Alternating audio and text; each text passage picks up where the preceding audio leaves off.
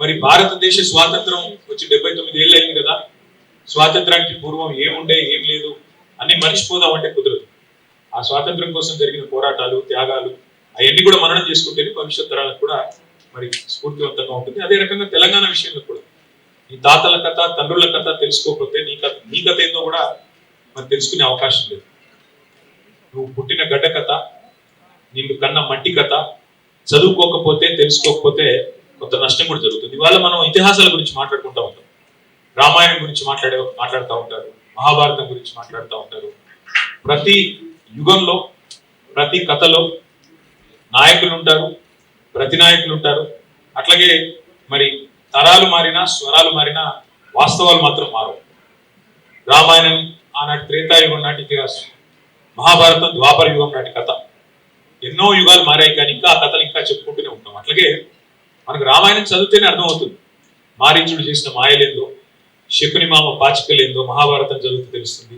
అట్లాగే శిఖండి పాత్ర ఏందో, సైంధవుడి పాత్ర ఏందో, ఎవరు హీరోనో, ఎవరు విల్లనో, ఎవరు ఏంటో, ఎవరి రోల్ ఏంటో మనకు అర్థమవుతుంది.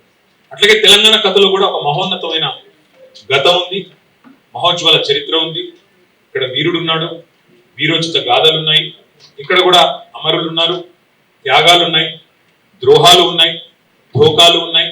అట్లాగే బానిస సంఖ్యలను తెంచిన పోరాట కథ ఉంది, కథానాయకులు కూడా ఇక్కడ ఉన్నారు.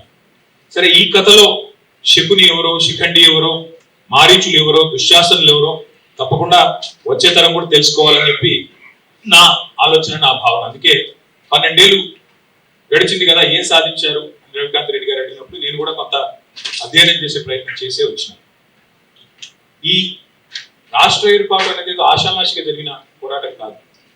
1952లో, ఇంకా అంటే ఉమ్మడి ఆంధ్రప్రదేశ్ ఏర్పాటు జరగక ముందే ఆనాడే మరి తెలంగాణ అప్పటికే హైదరాబాద్ రాష్ట్రంగా, ప్రత్యేక రాష్ట్రంగా ఉన్న విషయం మీ అందరికీ తెలుసు. ఆ రోజుల్లోనే మరి పొరపాటున ఏమన్నా మళ్ళీ హైదరాబాద్ రాష్ట్రాన్ని ఫజల్ అలీ కమిషన్ సిఫార్సులకు వ్యతిరేకంగా, విరుద్ధంగా హైదరాబాద్ రాష్ట్రాన్ని అట్లాగే ఉంచాలని చెప్పి ఫజల్ అలీ గారు చెప్పినా కూడా దీన్ని ఏమన్నా ఇతర ప్రాంతాలతో కలుపుతారేమో ఆందోళనతో ఆ రోజే 1952లోనే గైర్ ముల్కీ ఉద్యమం జరిగింది. ఆ రోజే అప్పుడున్న కాంగ్రెస్ ప్రభుత్వం భారతదేశంలో ఆనాడే తుపాకీల మూతతో 6గురిని బలిగొన్నది ఇదే హైదరాబాద్ లోని ఆర్ట్స్ అండ్ సైన్స్ కాలేజ్ దగ్గర. 7గురిని బలిగొన్న విలన్ కాంగ్రెస్ పార్టీ. అట్లాగే 1956లో ప్రజల అభీష్టానికి వ్యతిరేకంగా బలవంతపు పెళ్లి చేసి ఆంధ్ర తెలంగాణ కలిపింది కూడా కాంగ్రెస్ అనే ఒక విలనే, కాంగ్రెస్ పార్టీనే. అందులో ఏమాత్రం అనుమాత్రం కూడా ఏమి అనుమానం ఎవరికి అవసరం లేదు.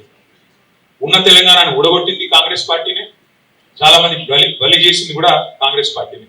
అట్లాగే 52 తర్వాత మరి చాలా ఇప్పుడు జెంటిల్మెన్స్ అగ్రిమెంట్ అని, ఇంకా పెద్ద మనుషుల ఒప్పందాల పేరిట, ఇంకా ఇతరత్ర కొన్ని మరి ఉపశమనాల పేరిట కొంతకాలం వ్యవహారం నడిచింది. కానీ సరిగ్గా 12 ఏళ్లలోనే 1956లో ఉమ్మడి ఆంధ్రప్రదేశ్ ఏర్పడితే 1968 నాటికే తొలి దఫా తెలంగాణ ఉద్యమం ట్రిగర్ అయింది, ప్రారంభమైంది. మరి ఆనాడు విద్యార్థులు, ఉద్యోగులు వాళ్ళే సారథులే, వాళ్ళే నడిపించారు తప్ప రాజకీయ నాయకత్వం అందులో మొదలు లేదు. 68 నుంచి 71 వరకు ఉద్యమం జరిగితే 370 మంది పిల్లల్ని బలిగొన్నది కాంగ్రెస్ పార్టీ. ఆ రోజున కాంగ్రెస్ పార్టీ కర్కశంగా 370 మంది పిల్లల మీద తుపాకుల తూటాలు జరిపి చివరికి 370 మంది చనిపోవడానికి కారణం అంటే దానికి కూడా ముమ్మాటికి కారణం కాంగ్రెస్ పార్టీ. అట్లాగే 71లో జరిగిన ఎన్నికల్లో, పార్లమెంట్ ఎన్నికల్లో 14 పార్లమెంట్ స్థానాలకు కారణం 11 పార్లమెంట్ స్థానాలు. ఆ రోజుల్లో 11 స్థానాలు తెలంగాణ ప్రజాసమితి బ్యానర్ మీద 11 స్థానాలు ఇచ్చి ఆ పార్టీ, కొత్త పార్టీకి మాకు తెలంగాణ కావాలి అని ఆకాంక్షను 52లో ఎట్లయితే చెప్పారో, 68లో ఎట్లయితే చెప్పారో, 71లో కూడా ప్రజలు నిర్ధ్వానంగా చెప్పారు. దేశ ప్రభుత్వానికి, కేంద్రంలో ఉన్న ప్రభుత్వానికి చెప్పారు, అయ్యా మా తెలంగాణ మాకు ఇవ్వండి అని చెప్తే కూడా దానికి కర్కశంగా ఉద్యమాన్ని అణిచివేసింది కూడా ఆనాడు అప్పుడున్న కాంగ్రెస్ అధినాయకత్వం, కాంగ్రెస్ పార్టీ.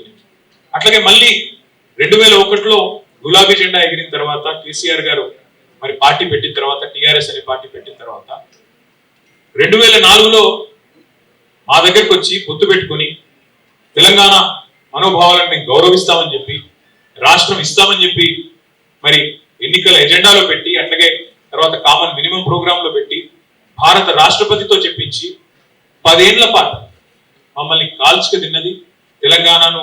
అల్టిమేట్ గా వందల వేల మంది పిల్లలు ప్రాణాలు కోల్పోవడానికి కారణం ఎవరు ఉన్నారంటే ఖచ్చితంగా తెలంగాణ కథలో నంబర్ 1 విలన్ కాంగ్రెస్ పార్టీ. అందులో ఎవరికి ఎలాంటి అనుమానం కూడా అవసరం లేదు. కానీ వాస్తవం ఏమి? సరే, కాంగ్రెస్ 2004లో మాటిచ్చి 14 దాకా నెరవేర్చకపోయినా పోరాటాలు ఆగలేదు. పెద్దలు కేసీఆర్ గారి నాయకత్వంలో 10 ఏళ్ల పాటు మరి 4 నుంచి 14 దాకా కొట్లాడినాం. అంతకంటే ముందు 4 ఏళ్ల పాటు కూడా పోరాటం చేసినాం. కాబట్టి ఫైనల్ గా జూన్ 2, 2014 నాడు తెలంగాణ రాష్ట్రం ఏర్పాటు జరిగింది. సరే, జూన్ 2 ఎట్లా వచ్చింది అంటే దాని వెనకాల నవంబర్ 29 ఉంది.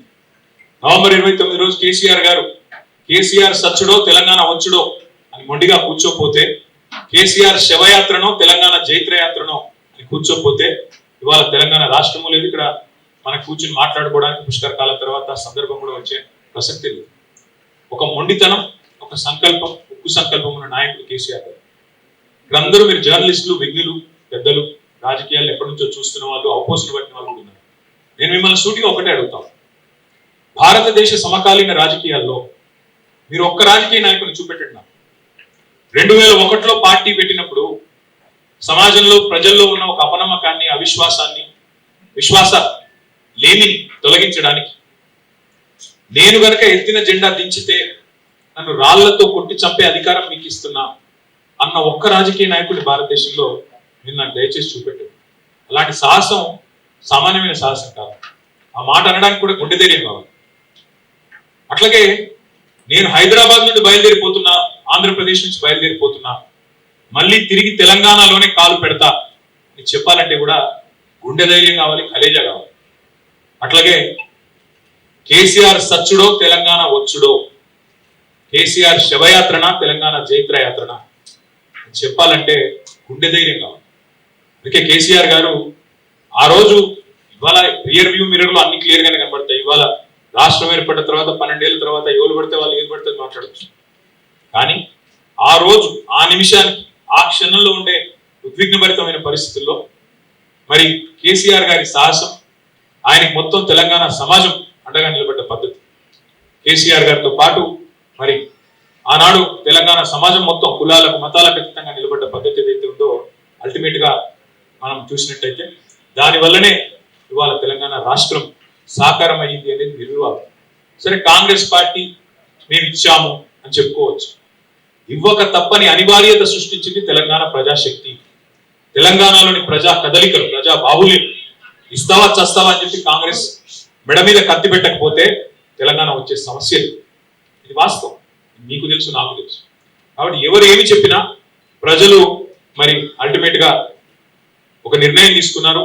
ఏ నాయకుడి నాయకత్వంలో అయితే తెలంగాణ సాధించుకున్నామో ఆ నాయకుడి చేతుల్లోనే తెలంగాణ ఉంటే భద్రంగా ఉంటుందని చెప్పి 2014 మరి జూన్ 2 ఆ రోజు మీకు తెలుసు బ్రహ్మాండంగా కేసీఆర్ గారి నాయకత్వంలో కొత్త రాష్ట్రం ఏర్పడింది. కొత్త ప్రభుత్వం కూడా కొలువు తీరింది. మరి కొలువు తీరిన ఈ ప్రభుత్వం ఆ రోజు మేము ఒక నిర్ణయం తీసుకున్నాం. సరే, పోరాటంలో, ఉద్యమంలో 14 ఏళ్ల పాటు జరిగిన మలిదశ పోరాటంలో ఎన్నో త్యాగాలు ఉన్నాయి, ఎన్నో ఉద్విగ్న భరితమైన అనుభవాలు ఉన్నాయి. కానీ ఉద్యమ లక్ష్యం నెరవేరింది, ఉద్యమం లక్ష్యాన్ని చేరింది. తెలంగాణ రాష్ట్రం కావాలనుకున్నాం, రాష్ట్రం వచ్చింది. వచ్చిన ఈ రాష్ట్రంలో ఇక పంచాయతీలొద్దు, ప్రాంతాలుగా విడిపోయిన ప్రజలుగా కలిసి ఉండాలి. ఎందుకంటే ఎన్నో లక్షల మంది సోదరులు ఇతర రాష్ట్రాల వాళ్ళు తెలంగాణలో నివాసం ఉంటున్నారు. అది కోస్తాంధ్రప్రదేశ్ కావచ్చు, రాయలసీమ కావచ్చు, కర్ణాటక కావచ్చు, తమిళనాడు కావచ్చు, కేరళ కావచ్చు, ఇంకోటి కావచ్చు, ఏ రాష్ట్రమైనా కావచ్చు.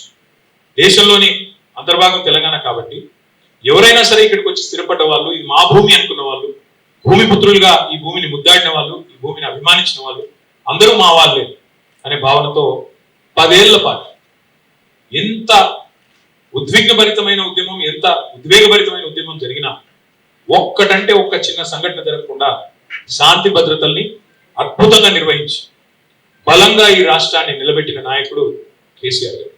మీరు నన్ను అడిగితే ఏం సాధించారు 12 ఏళ్లలో అని మీరు అడిగితే, తెలంగాణ ఏం సాధించింది అని అడిగితే, విజయాలు నేను లెక్కబెట్టి చెప్తే రవికాంత్ రెడ్డి గారు చెప్పిన టైం అయిపోతుంది. కానీ ఆయన చెప్పే కొంతవరకు చెప్పే ప్రయత్నం నేను చేస్తాను. నీళ్లు, నిధులు, నియామకాలు. ఇది మా ఉద్యమానికి ఆనాడు శీర్షిక, ట్యాగ్లైన్. మరి ఏం సాధించారు మీరు అని అడిగితే, వలసలు, కరువులతో, నెర్రెలు బారిన నేలలతో, నెత్తురితో తడిసిన నేలల్లో సాగునీళ్లను పారించింది బీఆర్ఎస్ ప్రభుత్వం. అన్నమో రామచంద్ర అనే రాష్ట్రాన్ని దేశానికి అన్నం పెట్టే స్థాయికి, పంజాబ్ హర్యానా తలదన్ని అన్నం పెట్టే స్థాయికి తీసుకొని పోయింది కేసీఆర్ నాయకత్వం.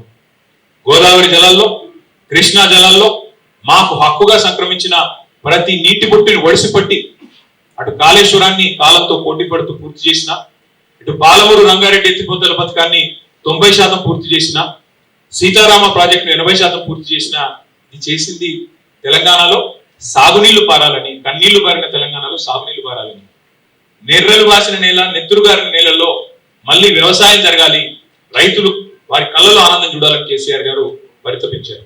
అట్లాగే ఒక్కసారి గుర్తు తెచ్చుకుంటే 2014 ముందు ఏంటిది పరిస్థితి?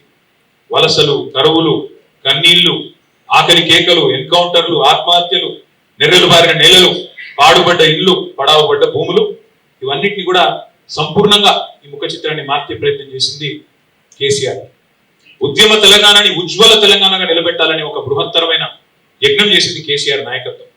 ఒక్క దశాబ్ద కాలంలోనే ఇవాళ గర్వంగా చెప్తా ఉన్నాం, కేసీఆర్ బిడ్డగా, తెలంగాణ బిడ్డగా, తెలంగాణ భూమిపుత్రుడిగా చెప్తా ఉన్నాం, గర్వంగా చెప్తా ఉన్నాం.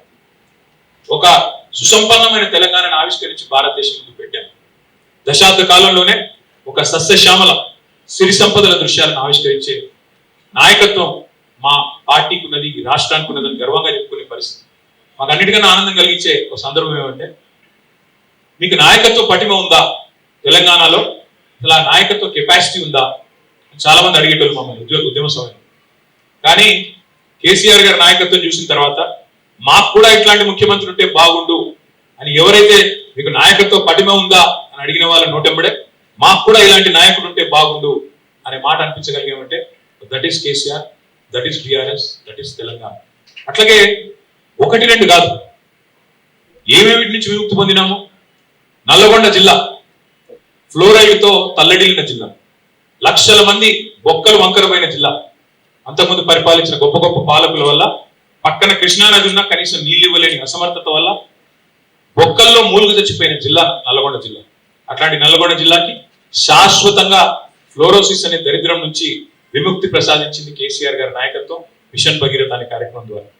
మగ్గాల మీద మరణ మృదంగం మోగేది తెలంగాణలో, సిరిసిల్ల కావచ్చు, జమ్మికుంట కావచ్చు, గద్వాల కావచ్చు, పోచంపల్లి, ఇవాళ దాని నుంచి విముక్తి ఇవ్వగలిగాం కేసీఆర్ గారి నాయకత్వంలో. రైతుల ఆత్మహత్యల్లో మహారాష్ట్ర, తెలంగాణ టాప్ లో ఉండేది భారతదేశం. అట్లాంటి పరిస్థితి నుంచి చివరికి టైమ్స్ ఆఫ్ ఇండియా అనే పత్రిక రాశారు, lowest suicides in the entire country, farmer suicides Telangana అని చెప్పే పరిస్థితి తీసుకొచ్చింది కేసీఆర్ గారి నాయకత్వం. అట్లాగే ఏం విప్లవాలు సాధించారు, మీరు ఏం సాధించారు విజయాలు అంటే, దేశానికి అన్నం పెట్టే స్థాయికి పోయాం కదా, పంజాబ్ను హర్యానా తలదన్ని దేశానికి అన్నపూర్ణగా మారింది కదా. ఒక కరువు ప్రాంతం, నీళ్లు లేక తల్లడిల్లిన ప్రాంతం, అంతకంటే గొప్ప విజయం ఏముంటుంది?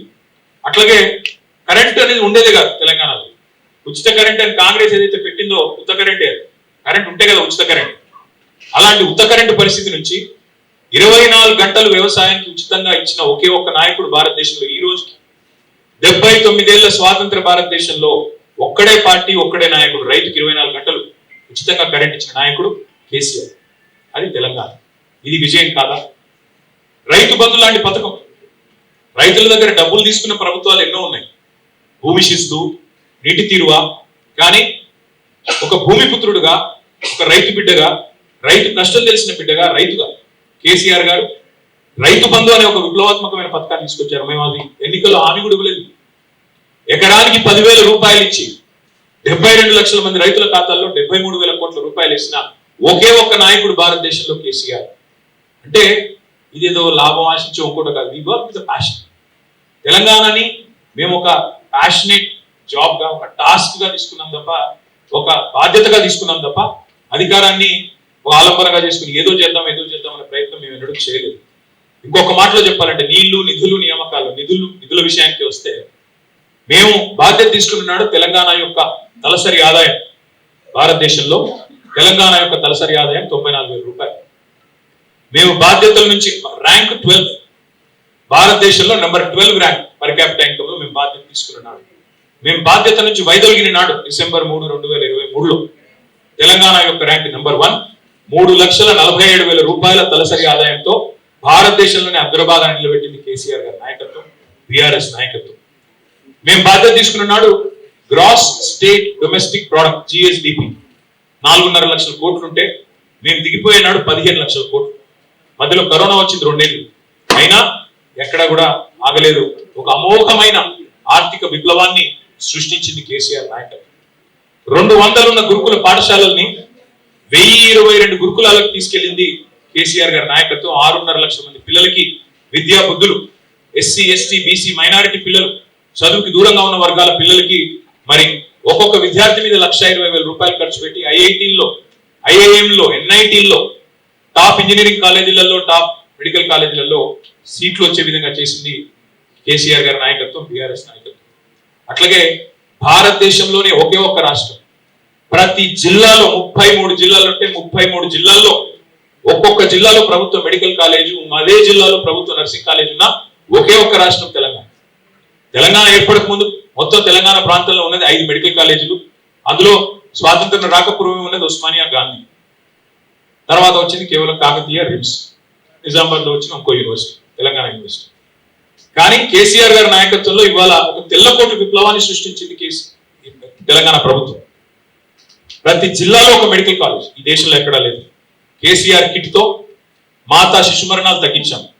ఇన్లాండ్ ఫిషరీస్ లో జనరల్ గా చేపల పెంపకం, రొయ్యల పెంపకం అంటే అంతా కోస్తాంధ్ర అనుకుంటారు, కానీ ఇన్లాండ్ ఫిషరీస్ లో number 1 state in the country Telangana under KCR. నా కవిత్వం కాదు, ఇవన్నీ డేటా స్టాటిస్టిక్స్. మీరు గూగుల్లో కొడితే మీకే వస్తుంది, చాట్ జీపీటీ అడిగితే చాట్ జీపీటీ కూడా చెప్తుంది. మేము బాధ్యత తీసుకున్న నాడు ఒక అనుమానం ఉండేది హైదరాబాద్ మీద, ఇక్కడికి కొత్త పరిశ్రమలు రావడమేమో కానీ ఉన్న పరిశ్రమలు పోతాయంట కదా, పెట్టుబడులు తరలిపోతాయంట కదా అని ఒక అనుమానం నీడదు. 3 లక్షలు ఉండేది ఐటీ కొలువులు, 10 లక్షలకు తీసుకొని పోయారు. టు బి ప్రిసైజ్ 9.5 lakhs తీసుకొని పోయింది కేసీఆర్ గారి నాయకత్వం. భారతదేశంలోని అమోఘమైన ఐటీ విప్లవాన్ని, fastest growing state in the entire country, Bengaluru తలదన్నాం 3 సార్లు. ఇది భారతదేశంలో ఎవరు చేయని ఫీటర్. అట్లాగే 1-2 కాదు, విశ్వవిఖ్యాత కంపెనీలకు తెలంగాణని చిరునామాగా మార్చాం. అమెజాన్ కావచ్చు, గూగుల్ కావచ్చు, మెటా కావచ్చు, యాపిల్ కావచ్చు, ఊబర్, సేల్స్ ఫోర్స్, ఇంకా చెప్తూ చాలా ఉన్నాయి. వాటన్నిటిని హైదరాబాద్ కి రప్పించాము. అల్టిమేట్ గా హైదరాబాద్ ని ప్రపంచ పటంలో అద్భుతంగా మార్కెటింగ్ చేసి తెలంగాణ అంటే తెలియని వాళ్ళకి తెలంగాణను పరిచయం చేశాం. సాగునీటి రంగం ఇప్పుడే నేను చెప్పాను, ఇంకొక మాటలో చెప్తాను. తెలంగాణ రాకపూర్వం ఇక్కడ సాగునీటి విస్తీర్ణం 1,31,00,000 ఎకరాలు.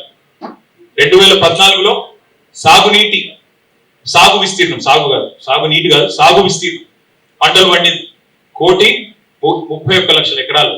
కానీ 2023 నాటికి, మేము దిగిపోయే నాటికి 2,29,00,000 సాగు విస్తీర్ణం చేరింది. అంటే దాని వెనకాల ఉన్నది మరి మిషన్ కాకతీయ, కాళేశ్వరం లాంటి ప్రాజెక్టు, అదే విధంగా పెండింగ్ ప్రాజెక్టులను రన్నింగ్ ప్రాజెక్ట్ గా మార్చడం, వీటన్నిటి వల్ల ఈ సాగునీటి విప్లవం కూడా వచ్చింది.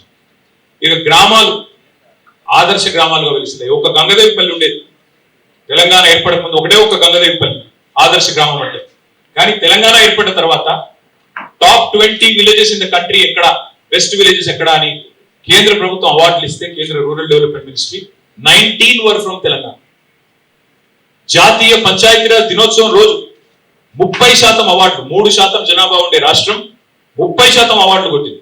That is Telangana. పల్లె ప్రగతి అనే కార్యక్రమం ద్వారా ట్రాక్టర్లు, ట్రాలీలు, వైకుంఠ ధామాలు, పల్లె ప్రకృతి వనాలు, నర్సరీలు, అవార్డుల పంట పండించి పల్లె ప్రగతి ద్వారా ఒక విప్లవాన్ని, గ్రామ స్వరాజ్య విప్లవాన్ని సాధించింది కేసీఆర్ నాయకత్వం.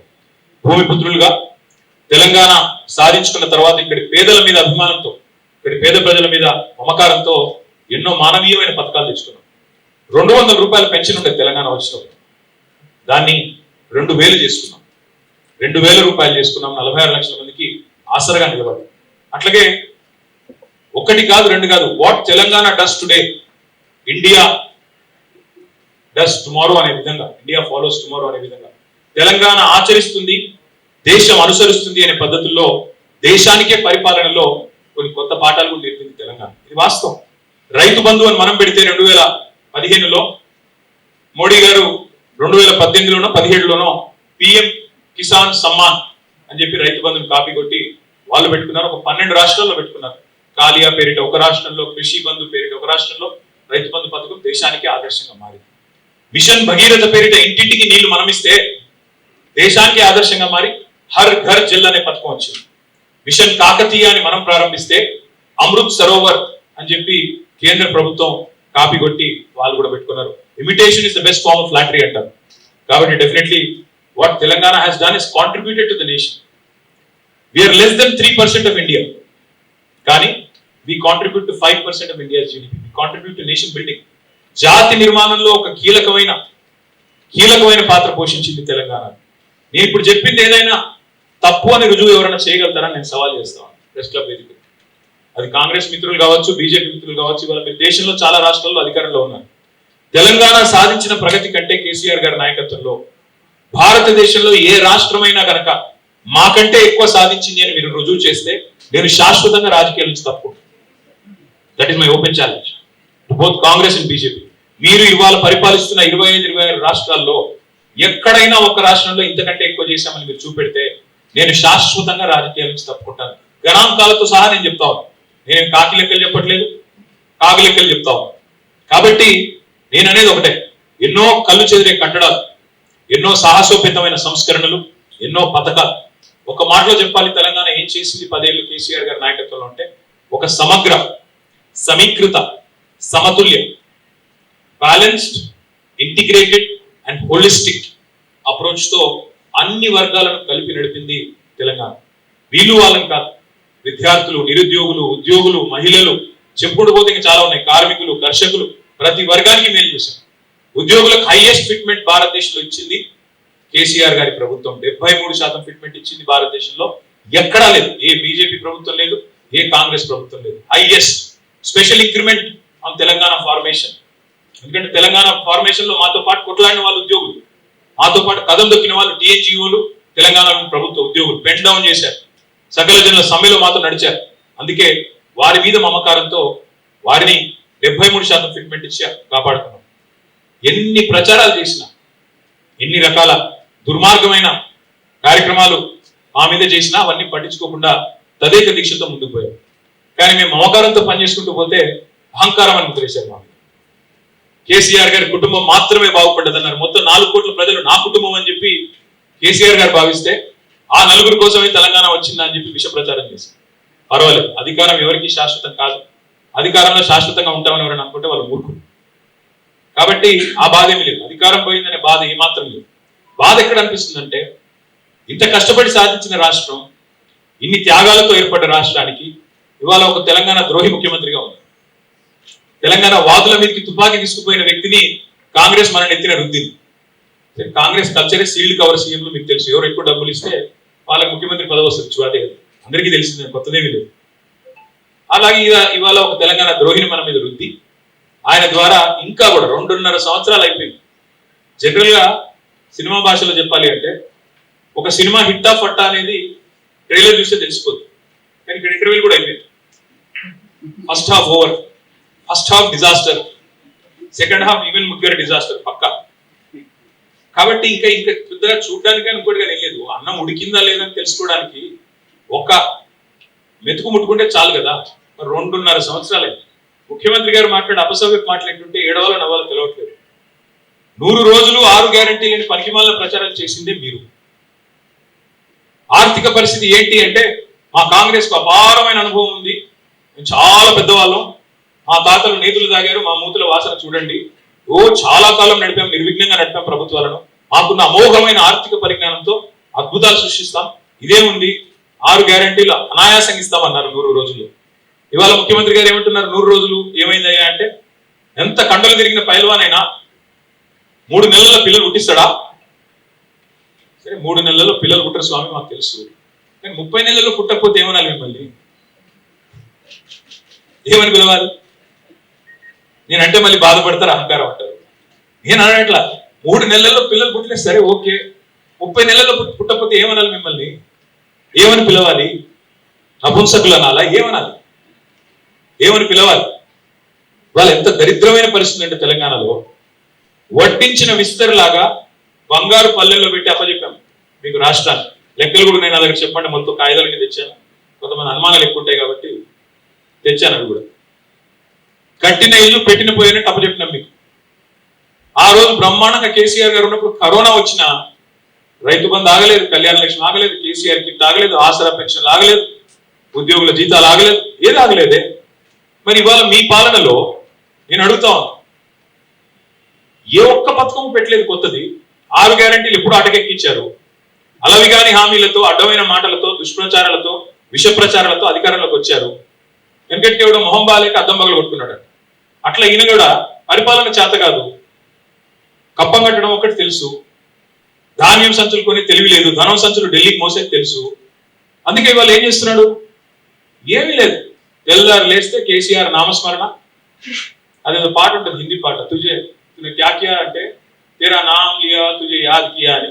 2.5 ఏళ్ల నుంచి ఎక్కడ బాలల దినోత్సవానికి పోయినా అక్కడ కేసీఆర్ నామస్మరణే, స్వాతంత్ర దినోత్సవానికి పోతే కేసీఆర్ నామస్మరణే. తప్ప నువ్వు చేసింది ఏముంది 2.5 ఏళ్ళు? మొత్తం తిరోగమనమే తప్ప పురోగమనం ఎక్కడిది? ఒకసారి చూడండి, నేనేదో ఊరికి చెప్పట్లేదు, కాకి ఎక్కువ చెప్పట్లేదు. SOTR is down, state own tax revenue is down, registration revenue is down, GST growth rate is down, vehicle sales revenue down. ఒకటే ఒక్క డిపార్ట్మెంట్ బాగా పనిచేస్తుంది, మీకు తెలుసు అదేంటి? ఎక్సైజ్.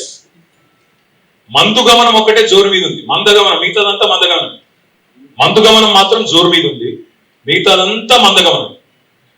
ఇవాళ విచిత్రం, ఇంకా మాకు ఆశ్చర్యం ఎక్కడ అనిపిస్తుంది అంటే, ప్రభుత్వం ఏమో హ్యాండ్సప్ అన్నది, అన్ని డౌన్ కిందికి, నినాదం ఏమో రైజింగ్, తెలంగాణ రైజింగ్ నినాదం. వాళ్ళు ఇప్పుడు కాదు, నేను గెలిపించింది 2028 వరకు, నువ్వేమో 2047 కబుర్లు చెప్తావు. 2047 తెలంగాణ రైజింగ్, నినాదం రైజింగ్, విధానం ఫాలింగ్. నినాదమే రైజింగ్, చూస్తే మొత్తం కింద లెక్కలు చూస్తే మాత్రం మొత్తం ఫాలింగ్. వరుసగా రెవెన్యూ లోటు 2 ఏళ్ళు. 2024-25లో రెవెన్యూ లోటు 9,420 కోట్లు. 2025-26లో 9,235 crores. నిన్న బట్టి విక్రమార్క గారు చెప్పినట్టు విన్నాను నేను, పైసలు లేవు, ఏమి చేయలేము, దివాలా తీసినాము అని చెప్తా ఉన్నాం. ఇంకా ఒక డైలాగ్ కొడతా ఉంటారు ముఖ్యమంత్రి గారు, తొక్కుకుంటూ వచ్చినాం. తొక్కినావు, తెలంగాణని పాతాలని తొక్కేసినావు, ఆల్రెడీ ఆర్థిక వ్యవస్థను తొక్కేసినావు, నువ్వు వచ్చిన తర్వాత చిదిమేశావు. కరోనా కాలంలో కంటే కూడా ఇప్పుడు కాంగ్రెస్ కాలంలోనే ఇంకా డేంజరస్ ట్రెండ్స్ ఉన్నాయి. ఇప్పుడు ఆర్థిక పరంగా చూసినట్టయితే కరోనా కంటే కూడా కాంగ్రెస్ డేంజర్ అనేది వాళ్ళ ప్రజలకు అర్థమైంది. స్వయం పాలనలో తెలంగాణ స్వయం పోషకంగా ఎదిగింది. 84% స్టేట్ ఓన్ ట్యాక్స్ రెవెన్యూస్ తో highest SOTR in the country Telangana. కేంద్రం దిక్కులు చూసే అవసరం లేకుండా తీర్చిదిద్దారు కేసీఆర్. తెలంగాణ స్వయం పోషక రాష్ట్రంగా తన కాళ్ళ మీద, మేము సెల్ఫ్ డబ్బాలు కొట్టుకోలేదు, సెల్ఫ్ రిలయంట్ గా ఎదిగాం. సెల్ఫ్ డబ్బాలు కొట్టుకోకుండా సెల్ఫ్ రిలయంట్ గా తెలంగాణ ఉండాలని ప్రయత్నం చేశాం. అందుకే దేశంలో హైయెస్ట్ ఎస్ఓటిఆర్ తెలంగాణ. ఇవాళ చూస్తే మరి ఒకటిగా నేను చెప్పమంటే లెక్కలు చాలా ఉన్నాయి. 23-24 నాటికి ఎస్ఓటిఆర్ లో మరి దేశంలో నెంబర్ 1 తెలంగాణ. 10 ఏళ్ళు టాప్ స్టేట్ ఆర్థిక పరంగా చూసినట్టయితే. మరి ఇప్పుడు గత 2.5 ఏళ్ళు కాంగ్రెస్ ఏం జరిగింది? 2023లో ఎస్ఓటిఆర్ 1,11,798. నెక్స్ట్ ఇయర్ పెరగాలి జనరల్ గా. నెక్స్ట్ ఇయర్ ఏం జరిగింది? 24-25కి పెరగాల్సింది పోయి 1,09,000 కోట్లు. 1,11,000 ఉన్నది, 1,09,000 కోట్లు, అంటే ఇక్కడ 2,000 కోట్లు తగ్గింది. 26లో మరి ఏమవుతుందో చూడాలి. ఎందుకు చెప్తా ఉన్నా అంటే, జిఎస్టీలో ఇదే పరిస్థితి, అక్కడ కూడా డౌను, రిజిస్ట్రేషన్ ఆదాయం డౌను, అట్లాగే అన్ని రంగాలు ఏ రంగంలో తీసుకోండి డౌన్ తప్ప పైకి లేదు. ముఖ్యమంత్రి గారు రాష్ట్ర ప్రభుత్వం అడ్వర్టైజ్మెంట్లు ఇస్తా ఉన్నాం. ఏమని? నేను ఇంకోటి విచిత్రం, బట్టి విక్రమార్క గారు పైనేమో పేపర్లో ఆర్థిక పరిస్థితి బాగలేదు, కింద చూస్తేనేమో అరపేజీ ప్రకటన. మళ్ళీ ఆర్థిక పరిస్థితి బాగలేదు, కింద అరపేజీ ప్రకటన. మీ ముఖార విందాలు ఎందుకు అక్కడ? మరి కొద్దిగా దుబారా చేయకుండా కాపాడొచ్చు కదా, అది మాత్రం లేదు. అట్లా ఇంకా విచిత్రం, మమ్మల్ని మాట్లాడితే ముఖ్యమంత్రి గారు అనే మాట కేసీఆర్ గారు అప్రపాలు చేసిపోయారు. పార్లమెంట్ సాక్షిగా కేంద్ర ప్రభుత్వం ఆర్బీఐ చెప్పింది కదా, ఇంకా సిగ్గు లేకుండా ఎన్ని రోజులు అబద్ధాలు చెప్తారు. ఒక మంత్రి గారేమో 6 లక్షల కోట్ల అప్పు అంటాడు, ఇంకొక ఆయన 8 లక్షల కోట్ల అప్పు అంటాడు, ఇంకొక ఆయన 10 లక్షల కోట్ల అప్పు అంటాడు. వాళ్ళ నోరుకి ఎంత వస్తే అంత మొక్కలు. మంత్రులు, క్యాబినెట్ లో ఉండే మంత్రులకే సయోధ్య లేదు, శృతి లేదు. ఒక ఆయన 60,000 ఉద్యోగాలు ఇచ్చామంటారు ముఖ్యమంత్రి గారు. 70,000 ఉద్యోగాలు ఇచ్చామని పొన్న ప్రభాకర్ గారు అంటారు, 80,000 ఉద్యోగాలు ఇచ్చామని శ్రీధర్ బాబు గారు చెప్తారు, లేదు 1,00,000 ఉద్యోగాలు ఇచ్చామని చెప్పి మహేష్ కుమార్ గౌడ్ గారు చెప్తున్నారు. వాళ్ళ ప్రభుత్వానికి పార్టీకి శృతి లేదు, లయ లేదు, కేబినెట్ లో ఉండే సహచరుల మధ్య కూడా ఇవాళ కనీసం సయోధ్య లేదు. ఇది వాస్తవం. అది అప్పుల విషయంలో అంతే అబద్ధాలు, ఉద్యోగాల విషయంలో అంతే అబద్ధాలు. కానీ ఒకటి మాత్రం దివ్యంగా చేస్తున్నారు. మేము మొత్తం 10 ఏళ్లలో 9.5 ఏళ్లలో చేసిన అప్పు 2.8 lakh crores, 2,80,000 కోట్లు. నా లెక్క కాదు, ఆర్బీఐ లెక్క, కేంద్ర ప్రభుత్వం పార్లమెంట్ లో చెప్పిన లెక్క. తెలంగాణ రాష్ట్రం ఏర్పడ్డ నాడు 72,000 కోట్ల అప్పుతో మన ప్రయాణం ప్రారంభమైంది. వారసత్వంగా మాకు సంక్రమించింది 72,000 కోట్ల అప్పు. మేము దిగిపోయినాడు 3,50,000 కోట్ల అప్పు. అంటే మేము చేసింది మధ్యలో పాత అప్పులు కట్టంగా, కొత్త అప్పులు తేగా, నికరంగా చూస్తే మేము చేసింది 2,80,000 కోట్ల అప్పు. 9.5 ఏళ్లలో మేము చేసింది సంవత్సరానికి 30-35 కోట్ల చొప్పున మా అప్పు 2,80,000 కోట్లు. మరి ఏం చేసాము అప్పు చేసి? ఒక కాళేశ్వరం ప్రాజెక్టు కట్టాం 1,00,000 కోట్లతో. ఒక పాలమూరు రంగారెడ్డి ఎత్తిపోతల పథకాన్ని 30,000 కోట్లతో 90% పూర్తి చేశాం. సీతారామ ప్రాజెక్టు 80% పూర్తి చేశాం. అట్లాగే 73,000 కోట్లు రైతుల ఖాతాల్లో వేశాం. జిల్లాకు ఒక మెడికల్ కాలేజ్ పెట్టాం.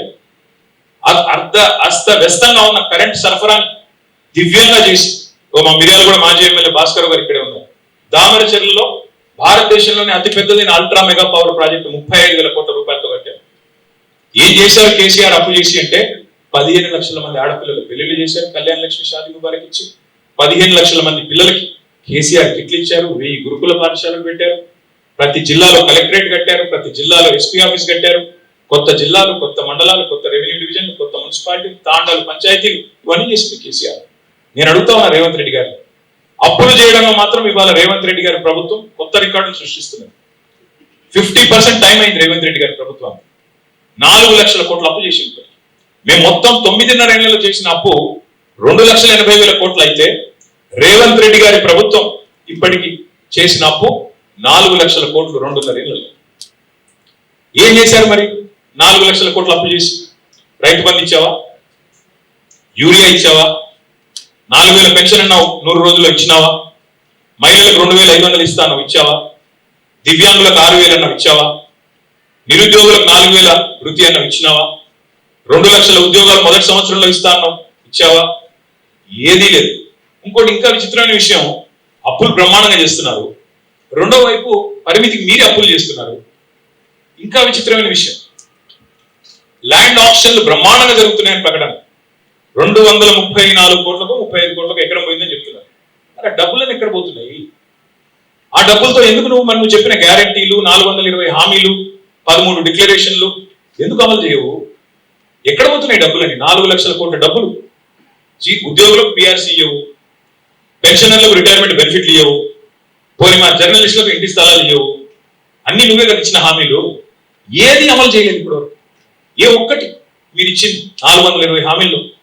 ఇవాళ ఈ రోజు మీరు చూస్తే అప్పుల పరంగా చూస్తే ఈ ఏడాది లక్ష్యం తెలంగాణ ప్రభుత్వం 55,000 కోట్ల అప్పు, కానీ ఇప్పటికే 78,000 కోట్లు తెచ్చారు.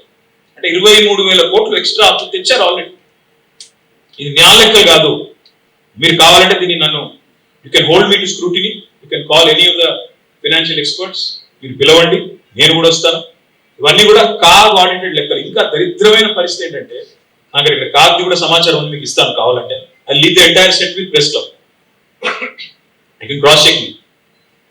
ఎంత పచ్చి అబద్ధాలు ముఖ్యమంత్రి డిప్యూటీ సీఎం చెప్తున్నారంటే, మీరు తెచ్చిన అప్పుకు మిత్తులు కట్టడానికే సరిపోతుందంటాడు.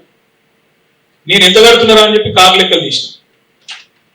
నెలకు 2,000 కోట్లకు మించి ఎన్నడూ కట్టలేదు. 2,000, 2,500 కోట్లు యావరేజ్. కానీ చెప్పేది ఎట్లా చెప్తున్నారు? నెలకు 6,000 కోట్లు. థ్యాంక్ యూ రమేష్ గారు. నెలకు 6,000 కోట్లు అని అబద్ధాలు, పచ్చి అబద్ధాలు. 6,500 కోట్లు. కాగు చెప్పేది ఒకటి, కాగి లెక్కలు ఒకటి, వీళ్ళు కాంగ్రెస్ లెక్కలు ఒకటి. ఇంకా నేను చెప్పాలంటే చాలా ఉంది, కానీ నేను ఎక్కువ ఇంకా ఈ లెక్కల జోలికి పోను. కానీ ఒకటి మాత్రం పక్క, ఇవాళ తెలంగాణకి మళ్ళీ ముప్పు పొంచి ఉంది. కాంగ్రెస్ ఇవాళ ఎట్లా తయారైందంటే, ఈ రాష్ట్రంలో మోడీ గారు తానా అంటే వీళ్ళు తందానా అంటున్నారు. మా మెడ మీద కత్తి పెట్టి ఆనాడు మీరు మోటార్లకు మీటర్లు పెడతారా, చస్తారా, లేకపోతే 30,000 కోట్ల లోను నేను ఇవ్వము, FRBM లిమిట్స్ పెంచము అంటే కేసీఆర్ గారు అది వదులుకున్నారు. కానీ వాళ్ళ రేవంత్ రెడ్డి గారి ప్రభుత్వం RDSS అనే స్కీమ్ లో చేరడం వల్ల ఏం చెప్తుంది ఇప్పుడు వాళ్ళు, మేము పెట్టము మోటార్లకు మీటర్లను ముఖ్యమంత్రి గారు పైకి చెప్తున్నారు. కానీ ఏం చెప్తున్నారు, ట్రాన్స్ఫార్మర్లకు పెడతామని చెప్తున్నారు. ఈ రాష్ట్రంలో ఈరోజు 5 లక్షల ట్రాన్స్ఫార్మర్లు ఉన్నాయి, 30 లక్షల మోటార్లు ఉన్నాయి, వ్యవసాయ మోటార్లు. నేను చెప్పేది అంటే ప్రతి ట్రాన్స్ఫార్మర్ కింద 6 మోటార్లు ఉన్నాయి. ఇవాళ 6 మోటార్లకు ఒక మీటర్ పెడతా అని చెప్తున్నాడు రేవంత్ రెడ్డి. రేపు కొద్ది కాలం పోతే 6 మోటార్లు కాదు 3 మోటార్లకు అంటాడు. ఆ తర్వాత మోటార్కో మీటర్ పెడతా అంటాడు. ఎందుకంటే ఈయన మాటలు ఎవరు నమ్ముతారు? చివరి గింజ ధాన్యం కొంటా అన్నాడు, చివరి దాకా ప్రతి చివరి గింజ కొంటా అన్నాడు. తొలి గింజనే కొనలేదు కదా నువ్వు సరిగ్గా. 6 కాలం కష్టపడి రైతులు పండిస్తే 60 రోజులు ధాన్యం కొనుగోలు కేంద్రాల్లో ఇవాళ దిక్కులు చూడాల్సిన పరిస్థితి ఈ రాష్ట్రంలో. కళ్ళకు అద్దుకొని ధాన్యం కొనే ప్రభుత్వాన్ని వదులుకొని ఇవాళ కాళ్ళు పట్టుకున్న ధాన్యం కొన అంటున్న ప్రభుత్వాన్ని తెచ్చుకున్నాం ఈ తెలంగాణలో.